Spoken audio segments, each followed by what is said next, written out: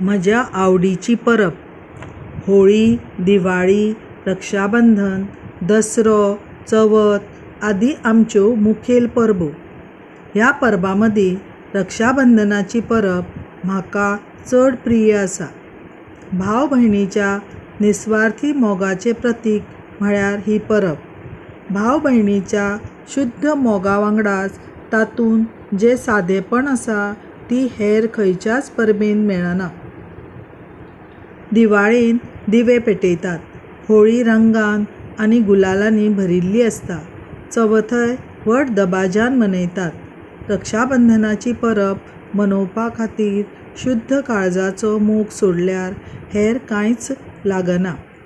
राखीची परब श्रावण पुनवे दिसा मनयतात. त्या वेळार हवामानय खूब सुखद आसता. मळबांत वीज पडून आपल्या भावांक कुपांक राखी बांदपाची अधीरताय दाखयतना दिश्टी पडटा. ही परब दरेक भावाक आपल्या भयणी कडेन आशिल्ल्या कर्तव्याची याद करून दिता. भयण मोगान भावाक राखी बांदता आनी भाव आपल्या भयणीची राखण करपाची जापसालदारकी काळजांतल्यान स्विकारता. राखी भाव भयणी मदलें स्नेहाचें पवित्र बंधन आनिकूय घट्ट जाता. भयण आपल्या भावाक राखी बांदता आनी ताका बळ आनी धैर्याचो मंत्र दिता. ती ताचें बरें मागता. पुराय बायल जातीची राखण करपाचो भार ताचेर सोंपयता. राखी धाग्यांनी इतिहास रचला. चित्तोडचे राणी कर्मवतीन हुमायूँक राखी धाडून ताका आपलो भाव केलो.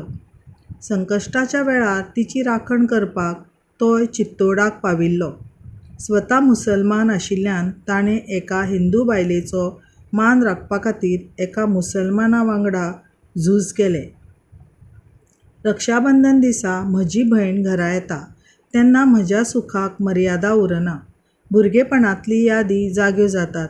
भयण म्हळ्यार मोग आनी म्हजे खातीर बऱ्यो भावना नवें जिवीत दिता. हांव म्हजीं दुख्खां विसरतां आनी म्हाका मजा येता. नवे अणभव घडटा. अशी ही म्हजी आवडीची परब.